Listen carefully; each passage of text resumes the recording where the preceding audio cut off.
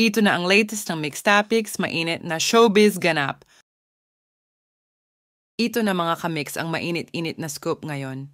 Ngayong February 14, araw ng mga puso, since naging trending ang hiwalayang Kathniel worldwide, ito ang kauna-unahang Valentine's Day na hindi na sila magkasamang mag-celebrate ng Valentine's.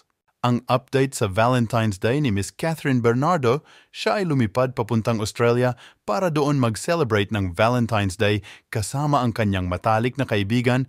Namataan kasi si Miss Catherine sa airport mag-isa papuntang Australia para manood sa concert ng paborito niyang singer-songwriter na si Taylor Swift.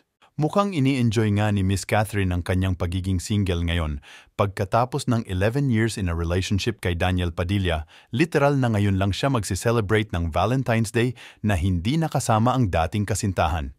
Kung sa bagay ay very hardworking si Catherine, kaya nararapat lang na mag-enjoy siya sa kanyang buhay ngayon, magagawa niya na ang mga bagay na hindi niya nasubukang gawin mag-isa noon. Kaya ito na ang tamang pagkakataon para subukan ang mga pinapangarap niyang bagay na gusto niyang ma-experience at mga lugar na gusto niyang ma-explore pa bilang single. Sa sunod-sunod na taon na kanyang pagtatrabaho, sa paggawa ng mga blockbuster movies at teleseryes, dapat lang naman na bigyan niya ng reward ang kanyang sarili, lalong-lalo na bigyan niya ng time ang kanyang sarili, alagaan ang kanyang kalusugan, at spend more time with her family and real friends.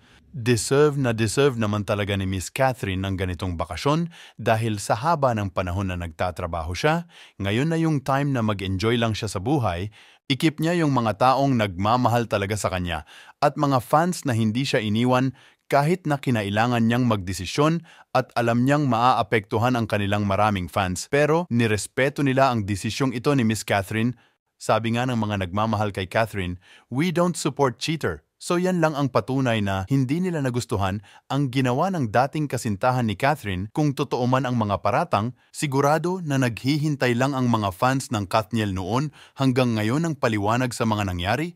Pero ang malinaw dyan, wala silang maantay na paliwanag galing kay Mr. Daniel Padilla patungkol sa nangyari at hinahayaan hanggang ngayon ang mga speculations. Dahil hindi nagbibigay ng kasagutan si Daniel. Kasi kung hindi naman totoo ang mga binibintang bakit siya magtatago o bakit hindi siya magsalita dapat taas noo kung walang katotohanan. Pero dahil sa gesture at pinapakita ni Daniel na para bang wala siyang pakialam sa ginawa niya kay Catherine at sa mga Kathniel fans, ang mga galawang ganyan padedmas nagpapatunay lang daw na hindi niya kayang tumayo sa sarili niyang desisyon. Kaya hindi rin masisi ang mga supporters ng Kathniel na nahati at nawala na ng gana kay Daniel dahil sa loob ng 11 years na andyan sila, sinuportahan sila. Deserve din nila ang katotohanan dahil wala sa kinatatayuan si Daniel at Catherine ngayon kung hindi sa mga fans nilang hindi nagsawang suportahan sila. Ang pakiramdam kasi nila sa ginawa ni Daniel parang iniwan sila sa ere at iniwan sila na puro tanong lang walang kasagutan, hindi daw pagiging sinseridad sa mga tagahanga ang ginawa ni Daniel. Samantala, sa katatapos lang na interview ni... Dito na muna mga kamix, please check my podcast and playlist for more related videos. Salamat po. Ano ang masasabi ninyo sa talakayang ito?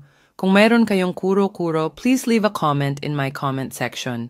At kung nagustuhan nyo naman ang video na ito, give me a thumbs up, pindutin ang notification bell para updated kayo sa mga bagong Mix Topics at don't forget to subscribe. Thank you!